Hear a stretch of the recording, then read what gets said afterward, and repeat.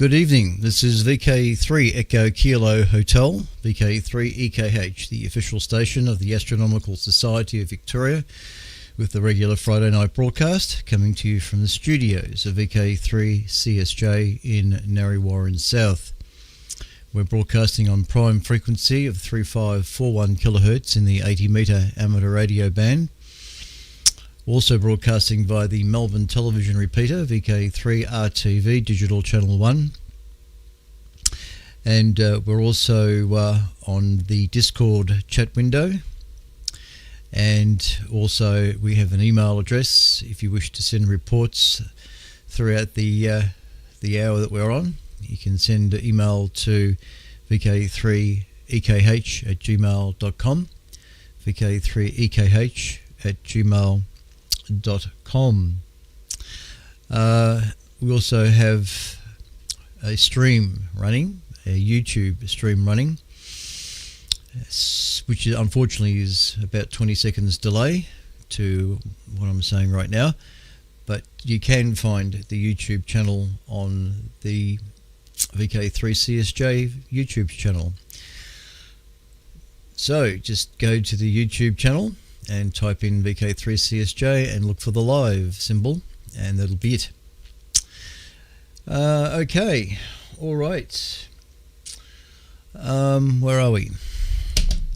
The Astronomical Society of Victoria was founded in 1922, comprises well over 1,600 members scattered about the country and overseas. Membership of the Society is open to all persons with an interest in astronomy. The Society's objectives are to encourage the study and practice of astronomy and to disseminate the knowledge of the science and to provide a greater facilities for the study among its members. Monthly meetings are usually held on the second Wednesday of each month, except in January, the latter being held on a Saturday night. Meetings start at 8 p.m. in the Mullier Hall, Burwood Avenue, Melbourne, near the Melbourne Observatory, which is located adjacent to the Shrine of Remembrance. Parking is available Burwood Avenue, Dallas Brooks Drive and surrounding streets. Admission is free and visitors are most welcome.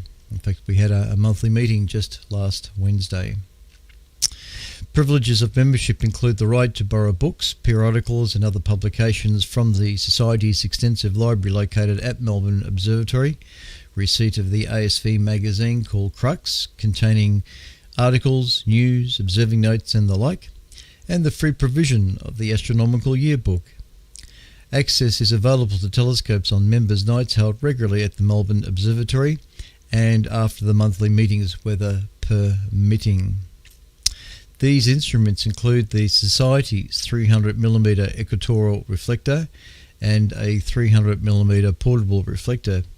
There's also a 200mm refractor, which is managed by the Royal Botanic Gardens, and a photoheliograph are also housed at the observatory and are accessible as well.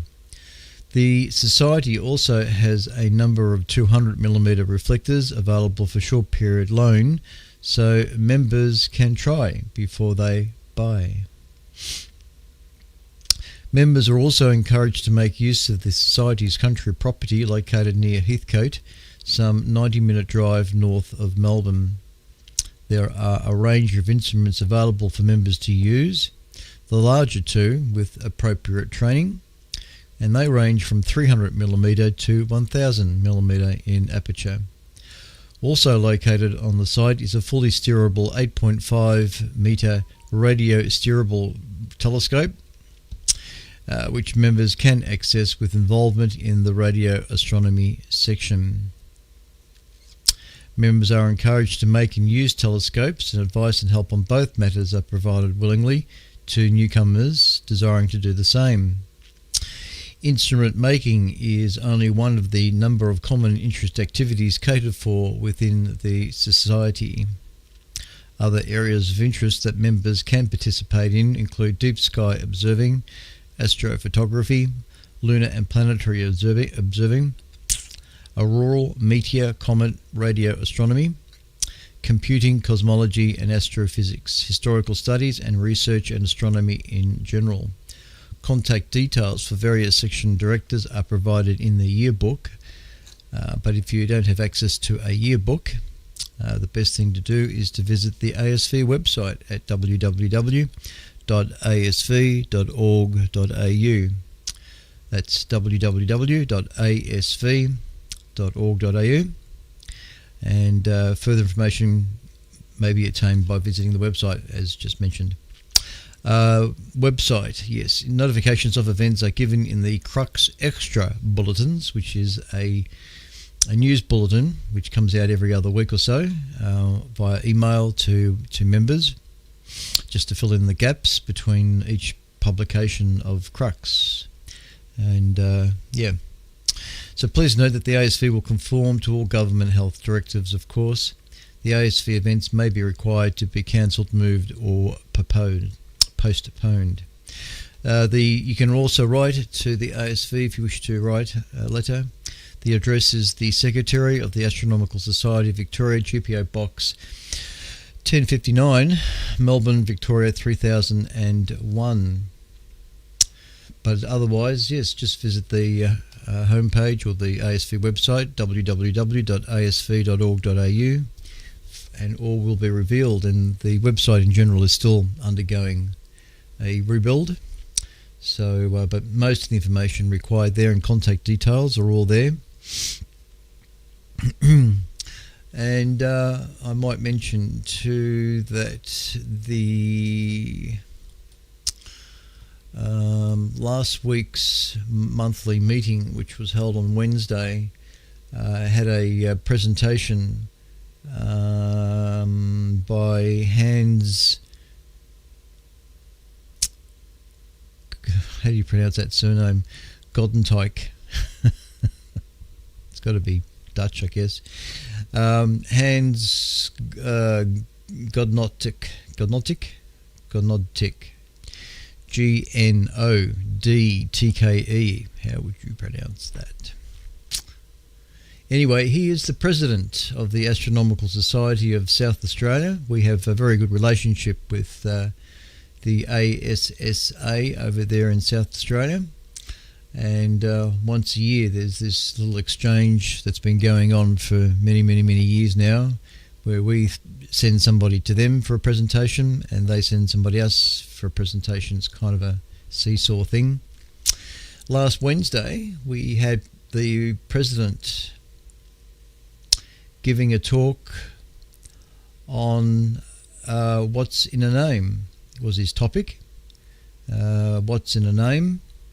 Johannes Kepler, Joseph von Fraunhofer and Bernhard Schmidt are names most often associated with astronomy made in Germany.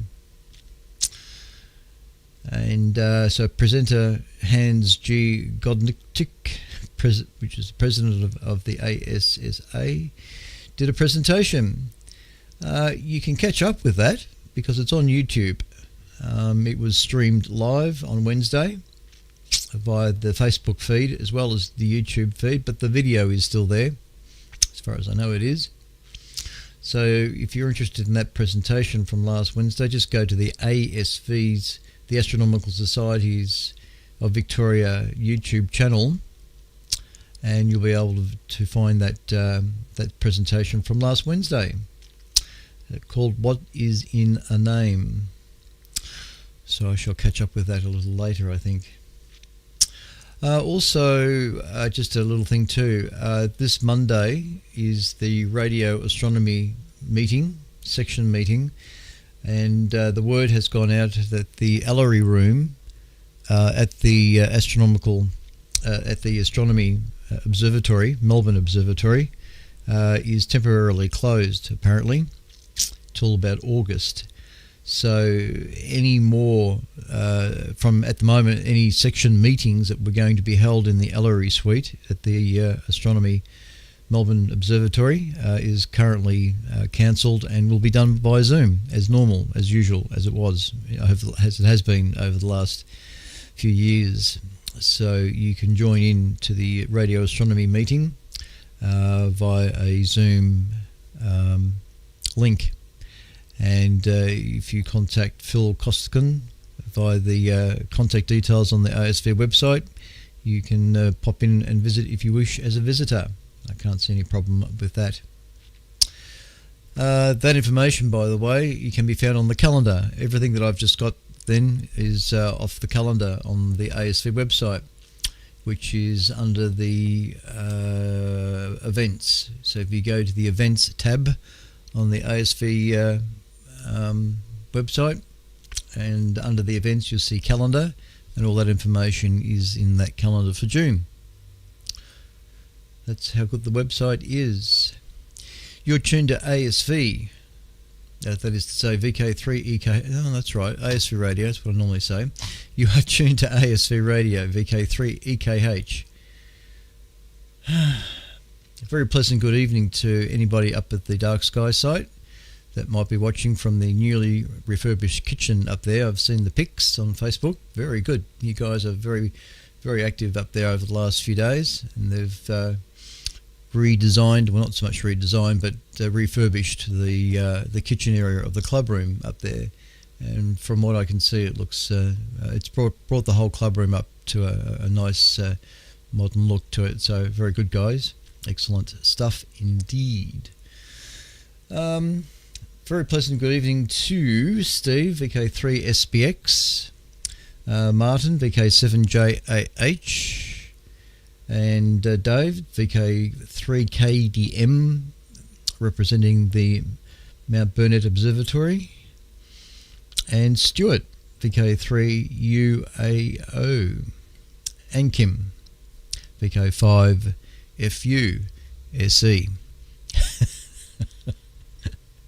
Sorry, just being funny there. Coffee without sugar. Still trying to get used to it.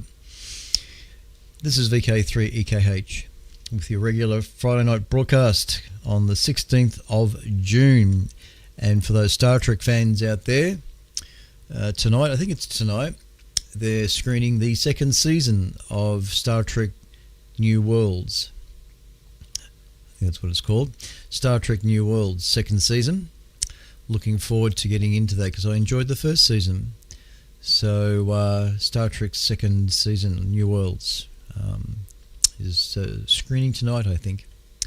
What channel, what station? I think it's Paramount. Oh, I can't remember what stream it is. Anyway, doesn't matter. Okay, just a quick check of my email. Oh yes, there's the VCL factor. G'day one. And Steven. And that's just a report there. G'day Steve, loud and clear on 80. And Wayne says he's up there at his nice quiet location. 20 metres of wire. And yep, good signal. Oh yeah, great. Okay, no worries, Mr. W.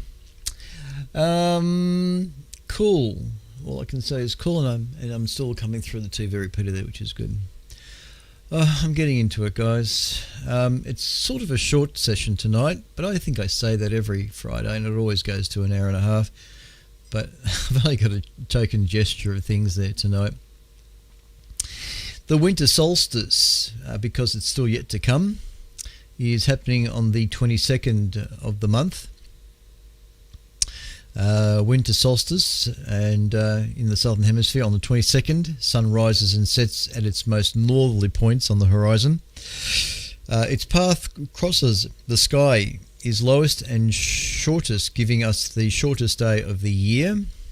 The sun's rays reach the ground at the shallowest angle, hence the longest shadows, and provides the least solar energy per square metre on the day.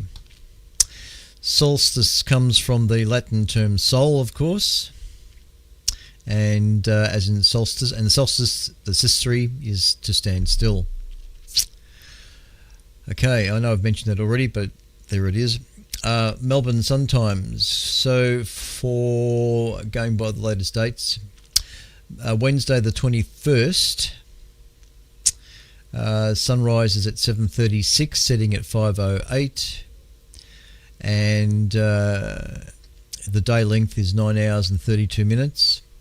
And by the end of the month, sun rises at it still says that 7:36 a.m. here, and setting at 5:11 p.m. I doubt that's rising time for Friday, the 30th, but nevertheless, it sets at 5:11. It's the only one that was different in that one.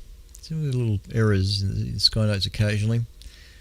Okay, the moon phases. There's a new moon on Sunday the 18th, and a first quarter on Monday the 26th.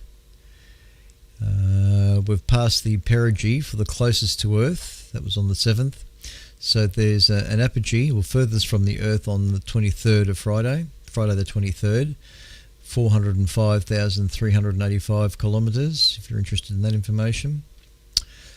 Been through the planets. Meteors, that's what I was trying to say. There are minor meteor showers this month centered in Scorpius, and the Boötids can also appear from late June into early July. The Boötids average less than 10 per hour and often can be spectacular, with bright and many displaying a yellowy orange colour in their tail.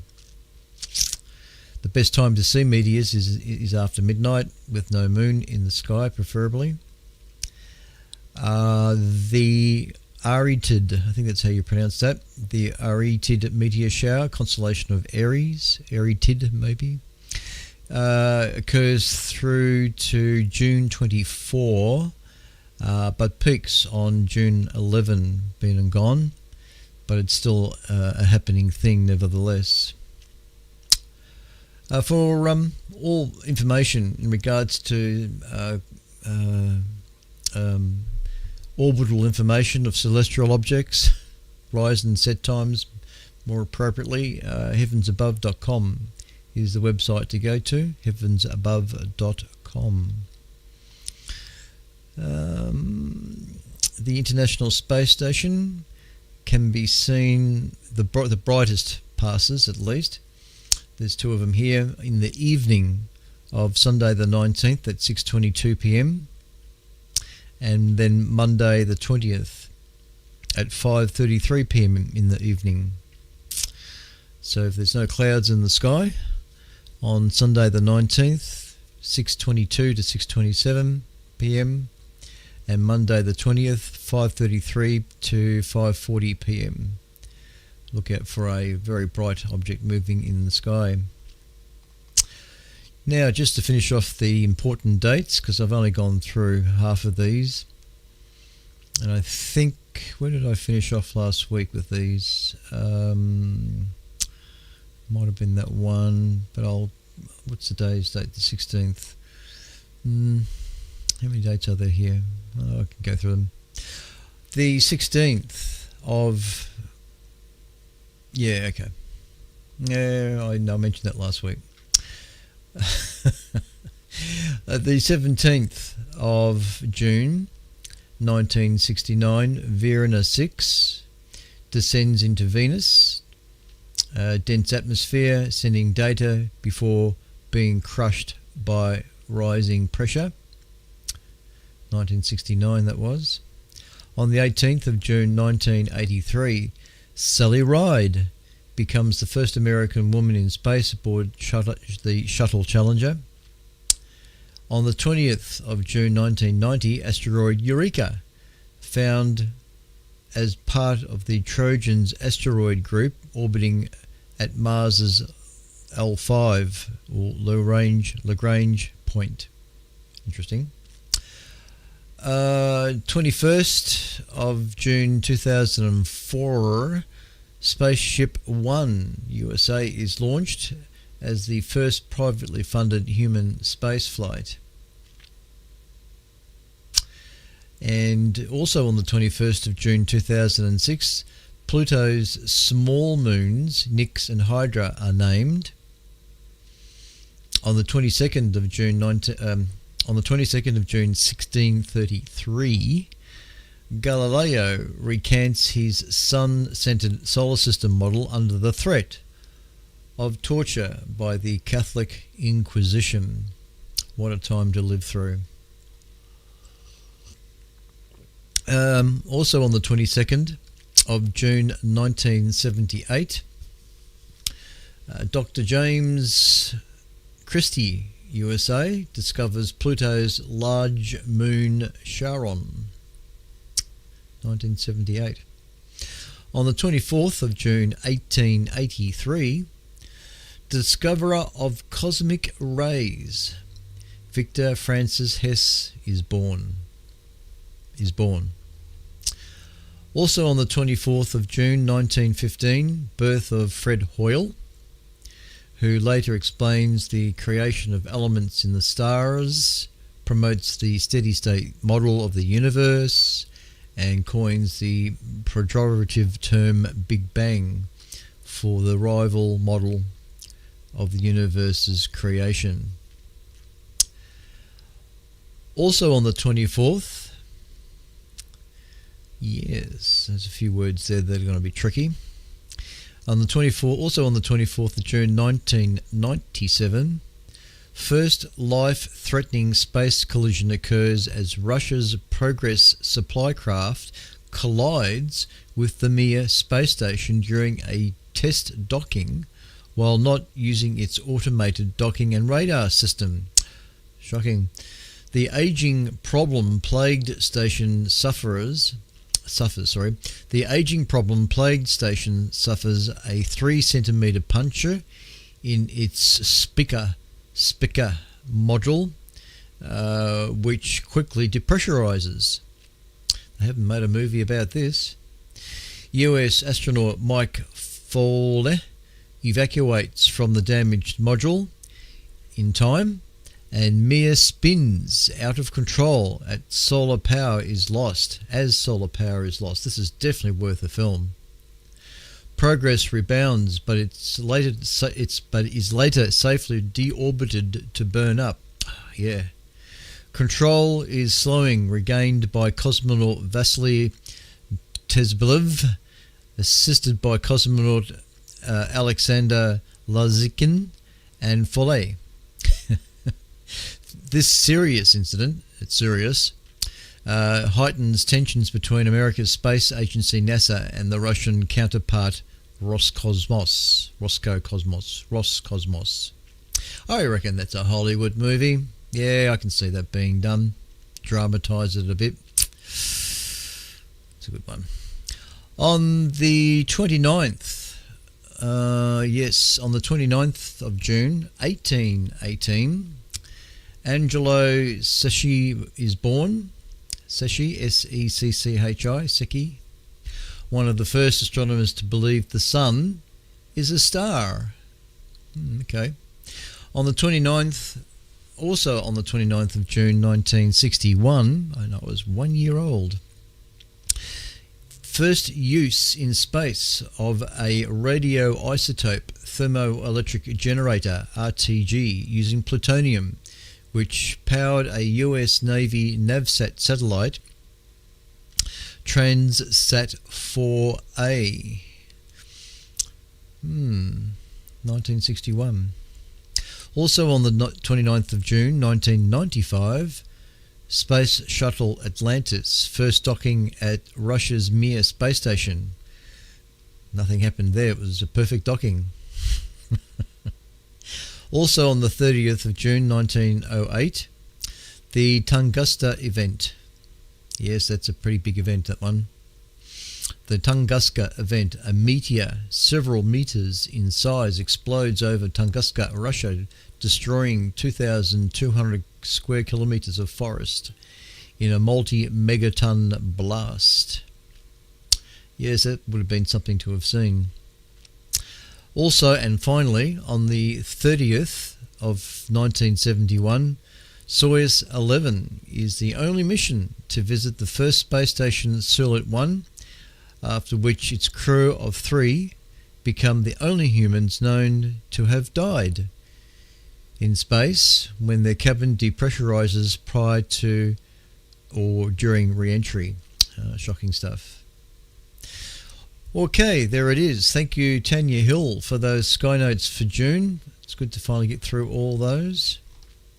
You're tuned to ASV Radio, VK3 Echo Kilo Hotel. the official station of the Astronomical Society of Victoria. Broadcasting 3541 ATV, VK3RTV1, the YouTube channel, and I haven't checked, but I think I'm still streaming. Yes, I am. And we're on the Discord chat window, so if you install Discord, you'll be able to get onto the chat window there if you type in astronomy, ASV, radio, something like that, to find it. G'day to, yep, they're all there still. Okay. And only still 2 emails. Come on, guys, send emails. Okay, here's the first article for tonight. And I've got a little picture of this to put up on the TV screen. So let me just run with that. Okay, for those watching YouTube and RTV, let me describe what's going on here. A question is asked by Lawrence Ashwab from Phoenix, Arizona. How fast could a ship reach light speed without crushing its human occupants? Thanks to the effects of relativity, a light speed traveller experiences less time passing than an observer on Earth. So we say, despite what science fiction may suggest, humanity will never be able to travel at the speed of light. That said, we would theoretically get close. To cause the fewest problems for our human occupants, it would be best to maintain the acceleration our body is familiar with, Earth's gravitational pull. At the surface of our planet, that is 32.2 feet a second squared, or 9.8 meters per second squared, accelerating at that rate, from the perspective of the traveller, it would take 2.65 years to reach 99% the speed of light. To better appreciate the result, consider that such a traveller wants to reach the centre of the Milky Way, and that's nearly 30,000 light years distance. For half that distance, they'll want to accelerate at 9.8 meters per second squared and then deaccelerate by the same amount for the remaining half of the journey. At that acceleration, it would take the traveller around 20 years to get there, or 40 years round trip. But some weird things happen to time when moving close to the speed of light. While only a few decades have passed for the traveller, significantly more time will have passed on Earth. Let's assume the impossible. The traveller manages to travel at the speed of light the entire way. In this case, nearly 30,000 years will have passed on Earth by the time they reach the centre of the galaxy. For the round-trip journey, 60,000 years will have gone by the end from Earth's perspective. Needless to say, the traveller's friends at the time of departure would no longer be around when they return, and this difference in observed time, or time dilation as they call it, is a consequence of Einstein's special relativity and illustrates his famous twin paradox. So the image on the screen is just an illustration of the fact that if a traveller could reach 99% the speed of light by accelerating at 9.8 meters per second squared, they would experience the trip from Earth to the centre of the Milky Way in about 20 years. So that's just a little graphic there on the screen that I'm showing. So that was the first article. Isn't that short and sweet? That's how I love them. You're tuned to ASV Radio, VK3 EKH. That was a combination of Echo Kilo Hotel. I'm tired. I can feel it already in my bones. Actually, what is the temperature? Oh, it's only 13.5 degrees. That's all right. It's barely cold. All right, next article. Next article is... oh, yes, this is interesting. This is only 1 hour ago, this article. A inflatable moon Yes. An inflatable moon telescope could peer into universe's dark ages. It's like an inflatable mattress on the moon. And I've got a little graphic, sort of a graphic. It's not very, very well done, but there it is anyway, so I'll pop that up. Okay, courtesy of space.com. European scientists are developing an inflatable radio telescope concept that could do groundbreaking science on the moon. The idea, based on a recent feasibility study by engineers at the European Space Agency, proposes an array of radio antennas printed on the superlight space blanket material Captain that would travel to the moon folded inside the planned European Large Logistics Lander, also known as Argonaut. You fold up the system, then you push gas into it, and you inflate it. It's like an inflatable mattress on the moon. Mark Volt, a radio astronomer at the Radboud University in the Netherlands, who leads the ESA Astrophysical Lunar Observatory Science Team, said at the Astronomy from the Moon conference in London earlier this year. Astronomers are interested in building a radio telescope on the far side of the moon, as the region is free of the radio noise generated by technology on Earth. Unlike Earth, the moon has no atmosphere that would absorb radio waves, which makes it a convenient place for their detection. In addition to that, during the 2-week lunar night, the far side of the moon is also protected from radio clatter of the sun. All these factors combined make the moon the most radio quiet place in the solar system. A telescope placed in this region would therefore be able to detect signals that cannot be studied from Earth's surface, and some of these signals are rather precious, as they could allow astronomers to peek into the first few 100 million years in the life of the universe before the first stars and galaxies began to form.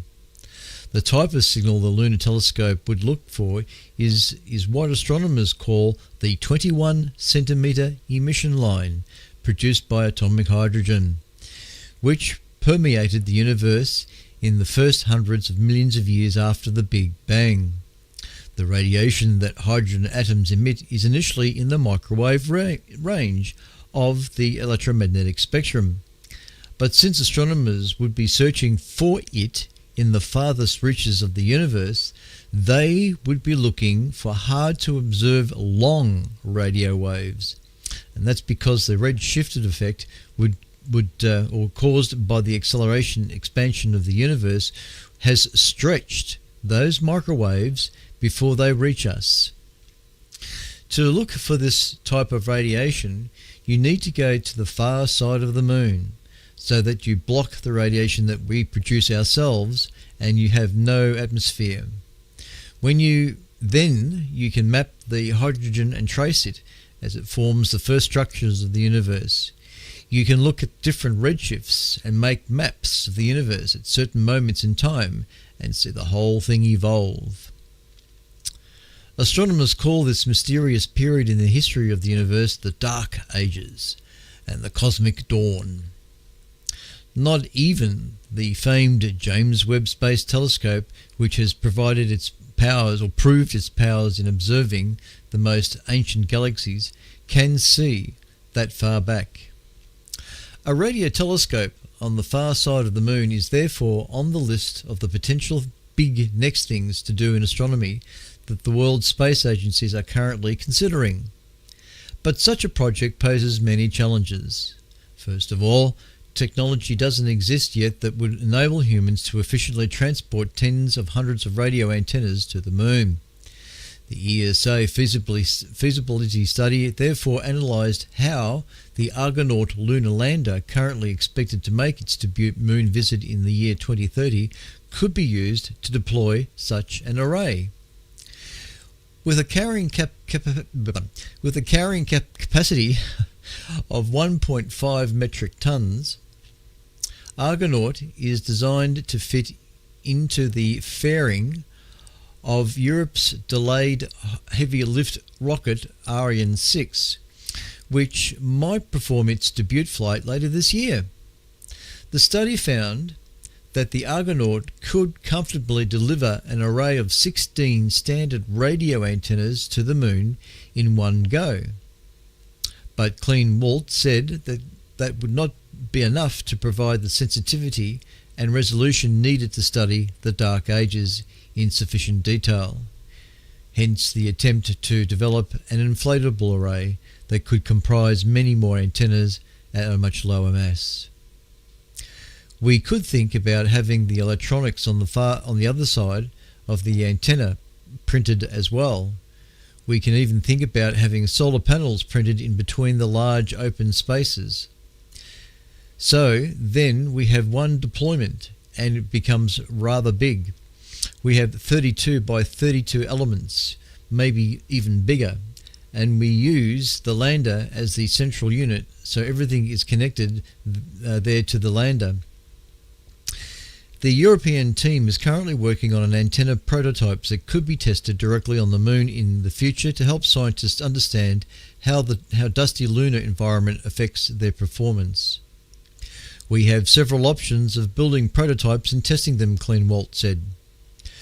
That's what we are working on today. It doesn't have to be tested on the far side. It could be the near side mission, like the Apollo missions. There are plenty of options that can be explored. And there are other more modest, near-term plans for the astronomical observations from the Moon's surface. Chinese scientists, for example, envision a mini constellation of satellites orbiting the Moon's equator, making radio measurements on the far side and sending data to Earth from the planet-facing side. They say they might be able to launch that mission in 2026. The NASA-led Lunar Surface Electromagnetics Experiment Night, or Lucy Night, Pathfinder mission might make the first crude measurements of the Dark Ages signal from the lunar surface even a little earlier in 2025. I'll just repeat that one. It looks like there's a probe or something to be launched in 2026 as early as 25. It's called the NASA-led Lunar Surface Electromagnetics Experiment Night. LUSEE-night. Lucy Night. Pathfinder mission. There you go. So there's still things afoot, and it's pretty cool to see all these interesting ideas coming to fruition, or well, maybe fruition. G'day Remus.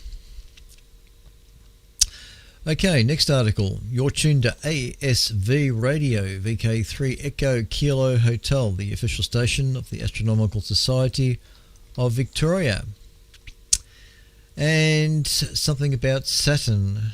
I've got a picture of Saturn. I think we've all seen Saturn before, haven't we? Saturn reclaims Moon King title with 62 newfound satellites, bringing total to 145 satellites, 145 moonlets around Saturn. What a place to be. Astronomers have discovered 62 new moons orbiting the ring planet Saturn. The satellite haul brings the planet's total number of moons to over 100, and also means that gas giant takes back the crown as the solar system's Moon King from Jupiter. Prior to this discovery, Saturn had 83 moons recognised by the International Astronomical Union. So the new batch brings the total number to an incredible 145. The discovery marks another milestone for Saturn, with the planet becoming the first world in the cosmos known to be orbited by more than 100 moons. Oh, what the hell. Let's bring it up. I've got a picture of Saturn here, so I'll bring it up while I'm still talking. There it is.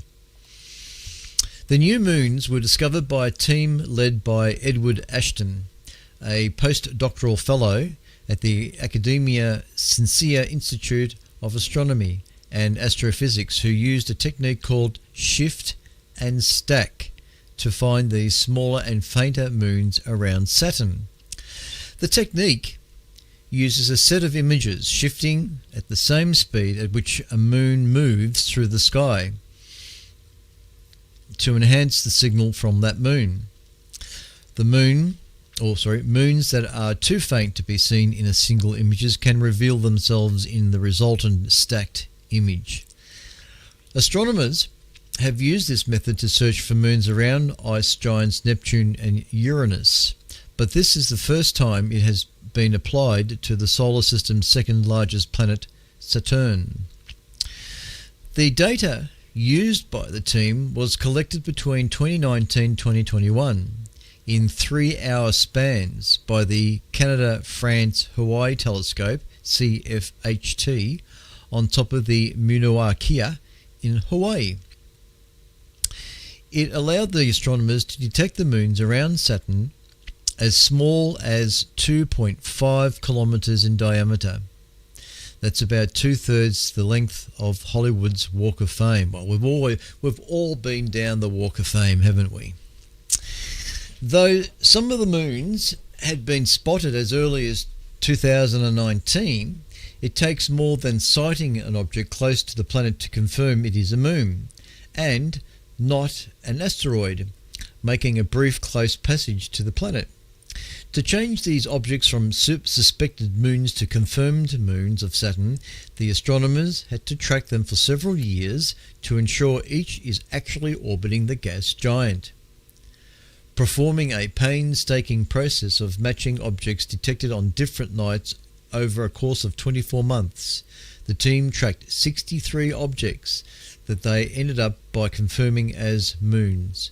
One of these satellites was revealed back in 2021, with the remaining 62 moons gradually announced over the past few weeks. Tracking these moons makes me recall playing the kids' game Dot to Dot, because we have to connect the various appearances of these moons in our data with a variable orbit. Ashton said in a statement, but with about 100 different games on the same page, and you don't know which dot belongs to which puzzle. The newly discovered moons of Saturn are classified as irregular moons. Irregular moons. This term refers to objects that are believed to have been captured by the planet's gravitational influence and end up orbiting on large flattened or elliptical paths that are more inclined in comparison to the orbits of regular moons. Saturn now has 121 known irregular moons along with its 24 regular moons. Irregular moons, like these new ones, tend to bunch up in groupings depending on the tilt of their orbits. Saturn's system currently hosts 3 of these groupings. The Inuit group, I-N-U-I-T, Inuit, the Inuit group, the Gaelic group, G-A-L-L-I-C, Gaelic group, and the densely populated Norse group, N-O-R-S-E, Norse group, all of which take their names from different mythologies, of course. All of the new found moons of Saturn fall into one of these 3 currently existing groupings. 3 of the new moons belong to the Inuit group, but the majority fit in the Norse group. The moons in these groups are believed to have been created when larger moons around Saturn, originally captured by the gas giant, slammed together and fragmented. Investigating the orbits of Saturn's irregular moons could help astronomers better understand the history of such collisions in the gas giant system. The team behind the new discovery thinks that the large number of tiny moons in a retrograde orbit around Saturn, that is, opposite in the direction of the planet's orbit, is evidence of a collision between irregular moons around the gas giant as recently as 100 million years ago. And this collision is believed to have created the moons in the Norse group. As one pushes to the limit of modern telescopes, we are finding increasing evidence that a moderate-sized moon orbiting backward around Saturn was blown apart something like 100 million years ago. And team member of the University of British Columbia astronomer Brett Gladman said in the same statement, Jupiter leapfrogged Saturn for the moon crown in February 2023 when 12 new moons were found around the solar system's largest planet, bringing the total number of known Jovian moons to 92. But the moon title is not set in stone. It could change hands again as astronomers' techniques for discovering moons continue to improve. Well, there's a very moony article. You're tuned to ASV Radio,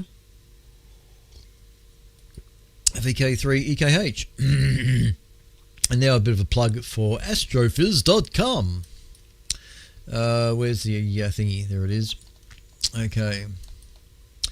Okay, the latest Astrophys article, interview by Brendan O'Brien, Astrophys 173, is a interview with Dr. Jesse Van D. Sundee on new galactic discoveries.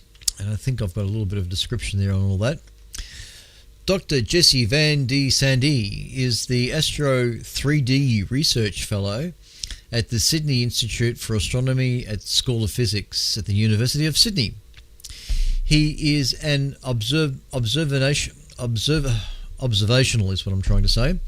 He is an observational astronomer, like most astronomers, who uses many of the world's most iconic and powerful telescopes, including the 4-meter telescopes that comprise the VLT, very large telescope, high up in the Andes in Chile. He is researching galaxies at low and high redshift up to 15 billion light years away, and his research focuses on how massive galaxies form, evolve, and die. Jesse co-leads a team which has published new amazing discoveries about our very own Milky Way galaxy, with which some say are destined to rewrite the astronomy textbooks. And he has a long history with famous SAMI survey. In this generous, in-depth interview, we hear about his journey from a small village in the northern Netherlands to researching the largest structures in our universe. He brings us up to date with the SAMI and GECO surveys, his outreach work, his latest research and collaborations with his work on the promotion of nuclear fusion energy, and our need to solve pervasive social problems. You will love how Jesse showcases his perfectionist approach to complex and sky-breaking science with absolute and approachable clarity. From this interview, you will come away with a rich and clear understanding of both his exceptional scientist and his wonderful science. Enjoy. So there it is. That's the latest podcast from astrophys.com, episode 173. Good on you, Brendan. We'll see if we can grab a hold of that interview at some stage, and we'll pipe it over the ASV broadcast. Okay, the next article, keeping an eye on the time. Oh, this is another question from astronomy.com. Okay. All right, you won't be able to squeeze this in. The question asked by Neil Atkinson of Sonoma, California. If gravity is the weakest fundamental force, why is the sun's gravity so far-reaching? Although gravity is the weakest of the four fundamental forces, its effects can be felt at the largest distances. If gravity is the... Oh, sorry, I just read that. Is it true that gravity is weakest among the fundamental forces? However... Sorry, I'll start that off again. It is true that gravity is weakest among the fundamental forces, full stop. However, the effect of gravity can be felt even at arbitrarily large distances for two reasons. The first is a consequence of the inverse square nature of the gravitational interaction. meaning the force of gravity diminishes with the I over R2 squared, where R is the distance between two objects. But we must consider this alongside gravity's flux, which is defined as the number of force field lines which relates to its strength crossing a surface area. Now we get into some heavy maths. No, just joking. Let's think of an imaginary sphere with the sun at the center. The surface area of the sphere increases as the square of the distance from the sun, where the sphere is drawn. So, while the gravitational force is inversely proportional to the square of the distance from the sun, its flux, which is a product of this force and the surface area, remains constant no matter how large one imagines the sphere, because the distance terms cancel out. This constant flux is the reason for the long range effect felt at arbitrary large distances. This is not true in the case of, say, the strong nuclear force, which is several orders of magnitude stronger, but those influence falls are sharply compared to the inverse square, and so does not have a constant flux. Hence, it is short-ranged, limited to the length scales of atomic nuclei. The second part of the answer is that gravity cannot be screened. Think about how we can draw window shades if it's too bright outside, or how the metal mesh on your kitchen microwave door keeps the microwaves inside. We cannot do something like that to block gravity. Therefore, intervening matter between the sun and distant objects doesn't lessen the effect of our sun's gravity. Since the sun is the most massive body in our solar system, its gravitational field is predominant. Other massive objects in the solar system also have gravitational effects, but these are much weaker than that of the sun. There it is, short and sweet. There was a graphic for that too, but I haven't bothered to show that. So if you want to read that little short article, that's on astronomy.com. May. Usually there's a date. Oh yeah, there it is, the 5th of June. This was published the 5th of June 2023 on astronomy.com under the news tab. They've changed, astronomy.com's altered their format. I'm not really keen on it, but I'm dealing with it. Okay, now before we jump into spaceweather.com, you know how I always have, if Timothy Scove has a space weather report, I'll run that if it's current. I've had a quick look this evening, and so far there isn't any current space weather report from Timothy.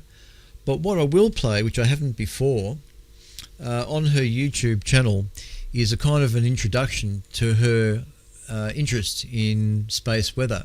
I'll run that. It only goes for 7 minutes, and so sit back and have a listen to Timothy talking about herself and how she got into spaceweather.com. How she got into space weather, and it is very, very fascinating indeed. She's a very, very smart lady, and I tip my hat off to her for showing all this interest that she has in the field that she's taken on. So stand by for this little 7-minute report.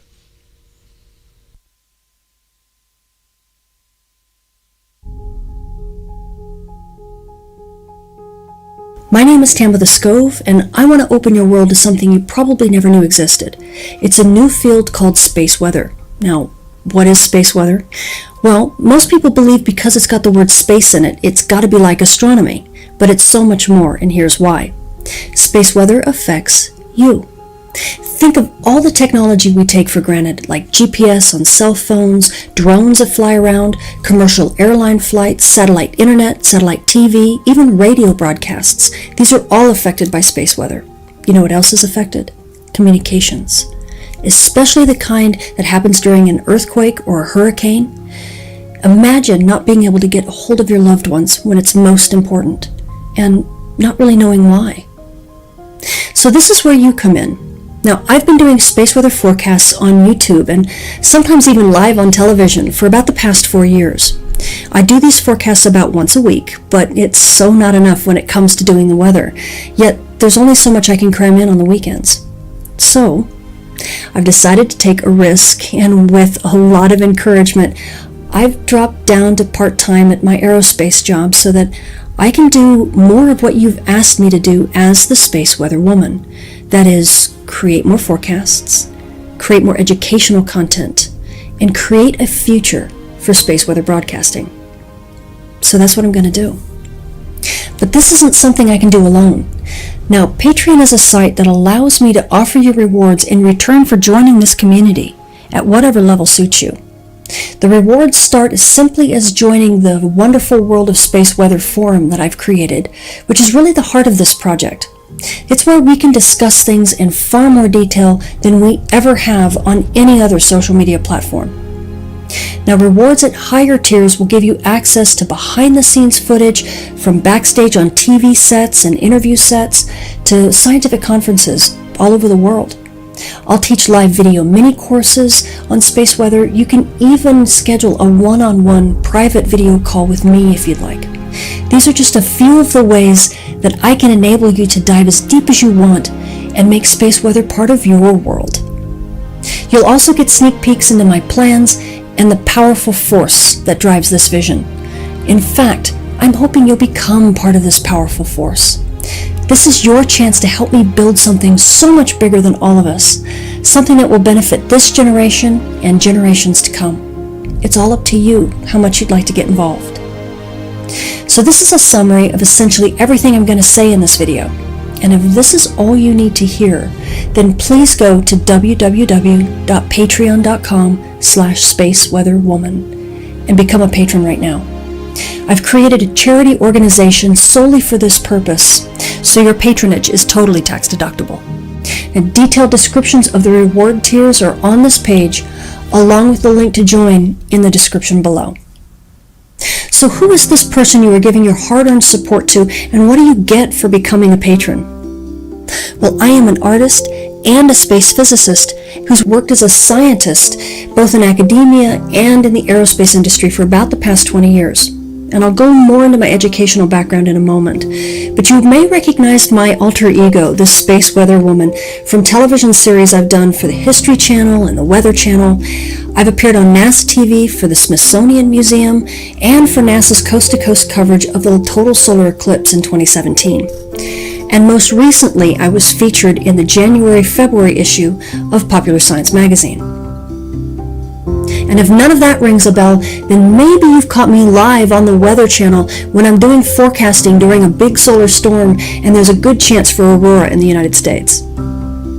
And during the recent devastations last year caused by Hurricanes Harvey and Irma, my forecasts were actually picked up by the Russian state-owned network REN TV. And I can't tell you how grateful I was to see my forecast translated into another language, especially since so few understood how much the sun disrupted emergency communications during those disasters. Now, my formal education began back in 1993 when my field was still called space physics, when we didn't even use the name space weather yet. And I worked on spacecraft like Cassini that went to Saturn and Mira that landed on an asteroid and set the stage for Rosetta. I did studies on Venus and Mars and, of course, the Sun. And I obtained 2 bachelor's degrees, one in physics and one in physical chemistry. And then I went on to get a master's and a PhD in geophysics and planetary physics at UCLA.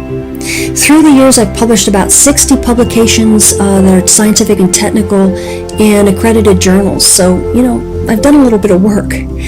But things have really changed since my early days. Back in 2002, when I graduated and I started working for Northrop Grumman, building satellites, space weather was something only scientists talked about. And a few years later, when I came to the Aerospace Corporation, I came because I wanted to help raise awareness of space weather while helping agencies like NASA and NOAA keep their space assets safe, especially when there were storms on the sun. And that was 14 years ago. and it's pretty much what I've been doing ever since. And my work has taught me so much about all the technologies that are susceptible to space weather. In fact, this is why I began reaching out to you on social media, because I had learned how industry dealt with the effects of space weather, but I wanted to understand how we as a society deal with its effects on our modern world. And what you all have taught me has been mind-blowing. You'd be amazed to know how much space weather already affects our everyday lives. So this is my chance to share with you all that I have learned.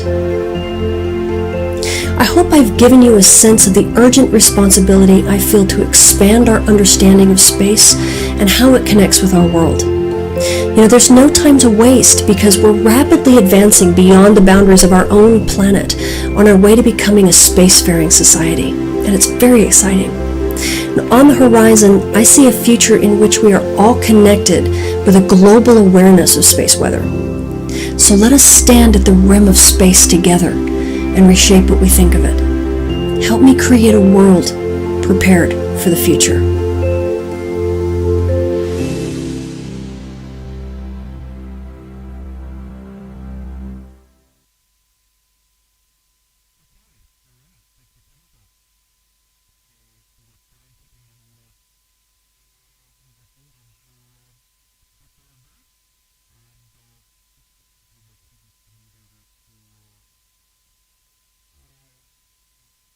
Oh, there we are. All right, we've got that sorted. Sorry about that. Back on audio there. Yeah, so thanks to Tamitha for that little report. That's on her YouTube channel, and right at the top of the page. So I thought I'd run that. I'm looking at the wrong clock. Actually, my analog clock is running slow, and that's why I've lost the time here. Anyway, it doesn't matter. Okay, so we'll segue into space weather. Let me see where we are here. That's right. So what I'll do is I'll bring up the current disk of the sun like I normally do. There it is on the video. And the solar wind is currently at 653.7 kilometers a second. At a density of 1.98 protons per cubic centimetre. The disk of the sun currently has 7 sunspots on the side facing Earth at the moment. The the sunspot number is currently 112. And the radio flux, is currently 153 solar flux units measured at a wavelength of 10.7 centimetres. 153 solar flux units.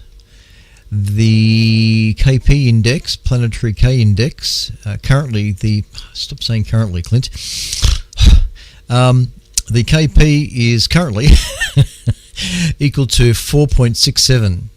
KP equals 4.67, which is considered unsettled. And the 24-hour KP index is going to be hovering around 6.33, which is considered storm.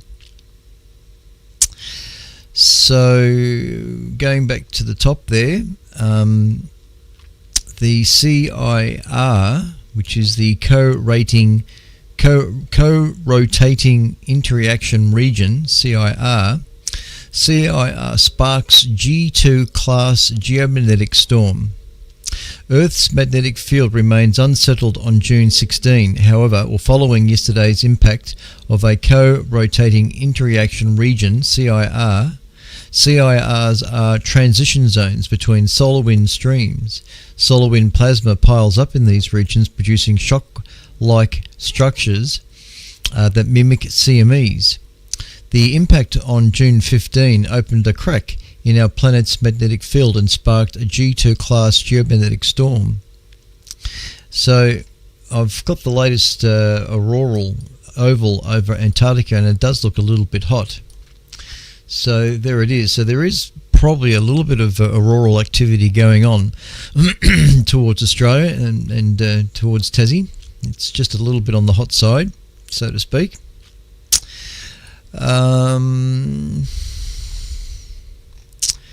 Yeah, okay. Just checking spaceweather.com. And there's just an interesting little, the main article here for spaceweather.com is Artificial Intelligence Can Create Clouds. And I'll just pop up that image as well. There it is for those watching the TV. AI, sorry. This is a story about AI. It didn't start that way though. On May 28th, an unusual weather system blanketed the UK, full stop. Cirrostratus, or is that how you pronounce it? Cirrostratus clouds containing a rare mixture of gem-like ice crystals filled the sky. Sunlight shining through the crystals produced a stunning variety of ice halos, widely seen and reported by the BBC. During the display, R.J.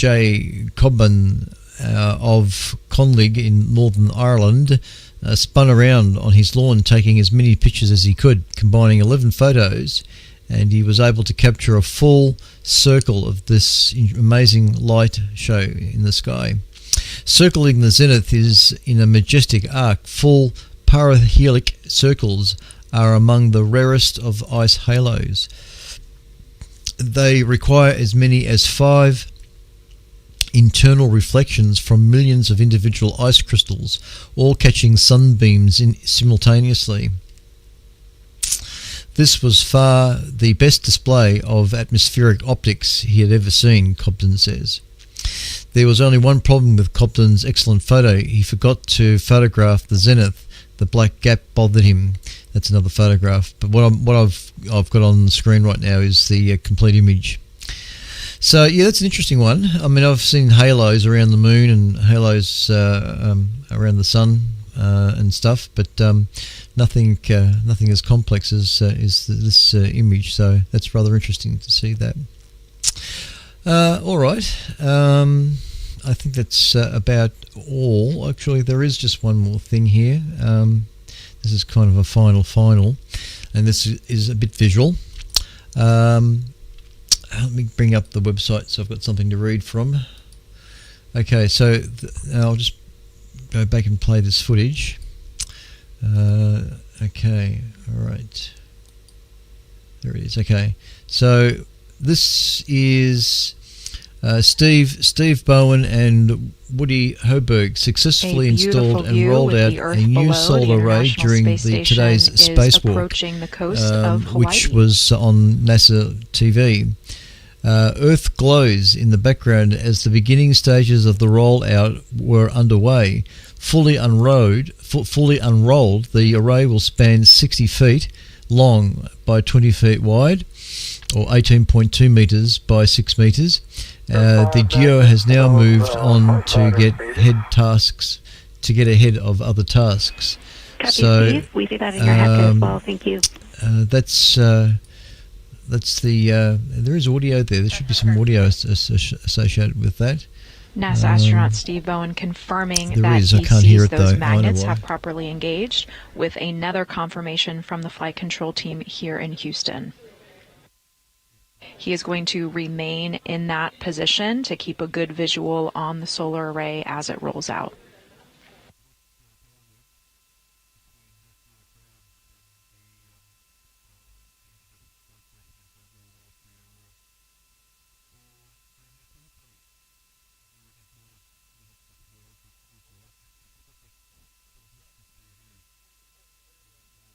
I thought it was interesting to show that.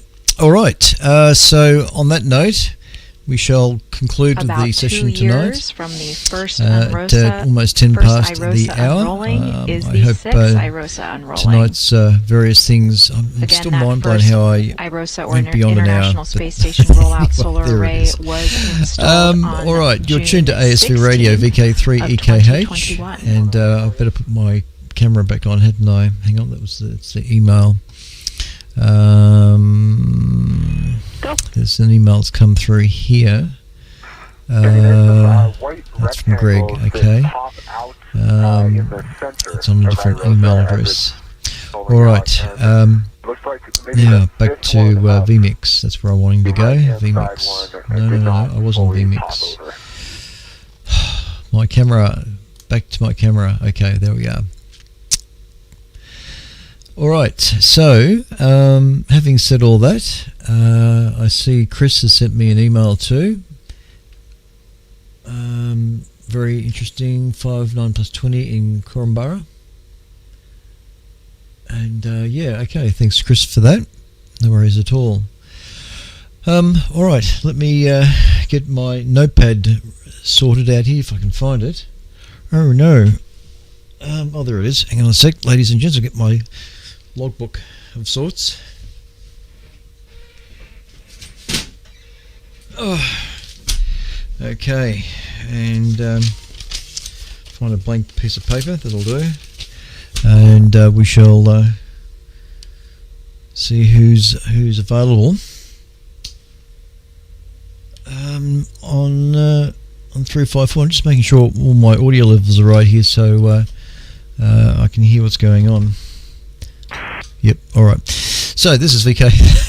Sorry about all that nonsense. This is VK3 EKH listening on 3541 for any stations wishing to report in. VK3 TJ. VK3 Bravo Sugar Fox. VK7 JAH. VK3 SPX.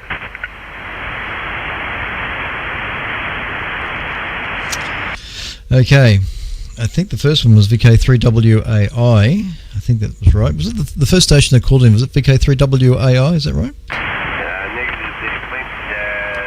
The main dead radio group VK3WAY, over. Oh, okay. My pen didn't work straight away. That's why I struggled on that. Let's speak onto this microphone. Okay, VK3WAY, VK3TJS. VK3BSF, VK7JAH, and VK3SBX. Any other stations? VK3J. Yeah, I got you, Frank. VK3JR. I think it's twice now. You stopped halfway, but I knew who it was. So there's another station there. I've got VK3JR. Who's the other one? VK3ADX. Okay, VK3 Alpha Bravo X-ray, yeah? Ah, yeah, okay, righto. Sorry, that's actually what I wrote. Okay. Ah, good. Heavens above. All right, Greg, VK3WAY, VK3EKH, FSA. Good on you, Clint. Thanks for running on that there tonight. Interesting net, mate. Signals well over the 9, in fact, peaking 20. Sounding really good. Yeah, we're up at the Wonderful Minted radio group station. So I've got Don here in the chat tonight with him there. He's studying there to get his flight. So we'll come up here and show him what it's all about there, Clint. And not that I need to show him too much. He's pretty well versed when he does the course there in the next few months. I think he'll be active there, Clint. Okay, mate. 73s to you, and thanks for running the net, and 73s to all the others that have checked in. Good podcast, Clint, and thanks for doing it there. Do a great job every week, mate. VK3EKH, VK3WAY. Over to you, Clint. Cheers, mate. Yeah, thanks, Greg. What was the name of the visitor there? His name was Don. Delta Oscar November there, Clint, over. Yeah, thanks, Greg. Don. G'day, Don, if you're still there. G'day, Don, and welcome to one of the many sessions of the ASV's regular Friday night broadcast. Not a very strong signal from you, Greg. Not your usual self when you're from home. So just a little bit on the weak side, but we're hearing you. 100% copy, not a problem. But yeah, no, thanks, Greg, and cheers to you there, Don. Thanks very much for calling in. All right, Jack Shepparton, VK3TJS, VK3EKH. G'day, mate. Yeah, VK3EKH, Astronomical, VK3TJS. Good evening to you, Clint, and good day to everyone that's tuned in. And Jeez, what a broadcast. It's probably one of the best quality-wise. I don't know whether conditions are so right, or you've got the station running really good and you consistently steady over here in Shepparton, from when you started to finish, and really nice quality.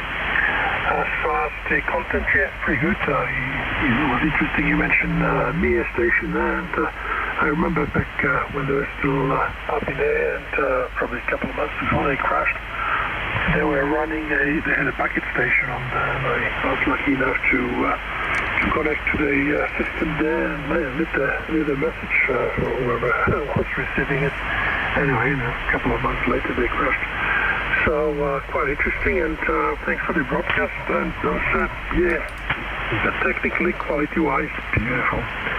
VK3 EKH, this is VK3 TJS.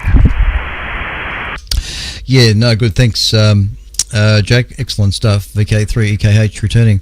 Yes, you're 20 over 9, and a good signal down here tonight. Not a problem at all. And okay on all that. Fine business indeed. All right, thanks, Jack, for checking in, and we shall go across to Peter, VK3BSF, VK3EKH. Go ahead. Thanks, Clint. VK3BSF returning. Very good. I like Tabitha's space weather reports. Must be an opening there for TV forecasters to give us the space weather. Maybe it'll happen. And the speed of light travel and the passage of time. Yes, that's all very well, isn't it? All very well. I wonder when it will happen. Good signals, all 5 and 9. You're banging my needle over as usual.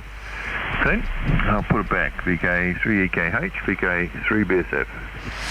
Yeah, good on you, Peter. VK3BSF, VK3EKH. Yes, you're about 30 over or so. Certainly not a